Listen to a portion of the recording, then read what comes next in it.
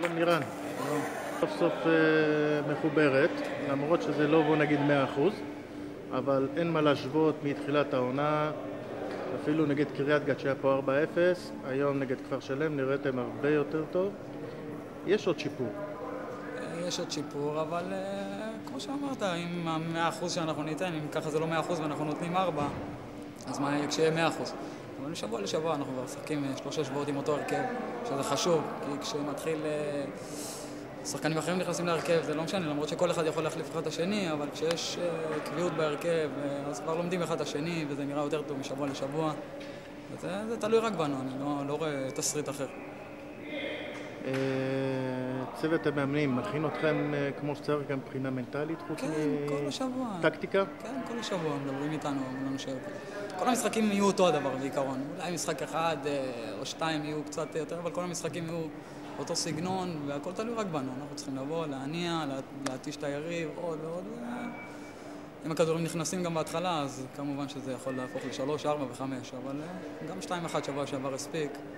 אבל אם אפשר לתת 3 ו4 ולהרתיע, אז למה לא? אוקיי, שיהיה בהצלחה לירן. תודה רבה לכם, תודה רבה. תודה. חמסתי, היום נעשת צמד, נראית הרבה יותר טוב. בכלל, הקבוצה מתחילה להראות סימנים שהליגה הזאת צריכים, איך אומרים, לעבור אותה ולהמשיך הלאה. כן, היום היה לנו משחק די טוב, גם לי באופן אישי וגם לקבוצה. מה שאני מרוצה ממנו יותר מעבר לגולים שנתתי זה שהקבוצה מתחילה להבין שבליגה הזאת צריך לעבוד ושהכדור אצל היריב לעשות הגנה כל ה-11 שחקנים, וברגע שהתחלנו להבין את זה ואנחנו גם עושים את זה במגרש, היכולת שלנו המקצועית, העליונה, מה שנקרא, על הקבוצות השניות באה לידי ביטוי גם במשחק עצמו. במשחקים הראשונים אני חושב לא יודע אם להגיד את זלזלנו, לא זלזלנו בזה, אבל לא עשינו את העבודה ההגנתית כמו שצריך על הצד הטוב ביותר, ואני חושב שבגלל זה גם הפסדנו נקודות.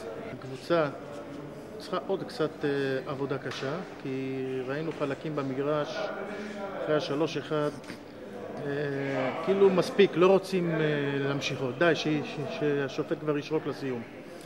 אני לא יודע אם להגדיר את זה ככה שלא רוצים מספיק. ככה זה נראה. אבל בכל אופן, גם אם זה נראה ככה ולא נראה ככה, בכדורגל תמיד צריך להמשיך לעבוד, תמיד אפשר לשפר, ותמיד גם יכול להיות יותר גרוע. אנחנו לפני 3 שבועות היינו במצב שחשבנו שאנחנו בתחתית של התחתית של הליגה ואי אפשר להיות יותר גרוע. אבל לשמחתי אנחנו הרמנו את עצמנו. ממשחק למשחק אנחנו משתפרים, אנחנו עושים את זה גם בפרק זמן יותר ארוך של המשחק. אני מקווה גם שבשבוע הבא אנחנו נדע לעשות את מה שעשינו היום לתקופה, לדקות יותר ארוכות במשחק, כדי שהתוצאה תהיה אם אפשר גם יותר גבוהה, ולנצח את המשחקים בצורה הרבה יותר חלקה, למרות שגם היום ניצחון בצורה חלקה. אוקיי, שיהיה בהצלחה בהמשך הדרך. תודה רבה.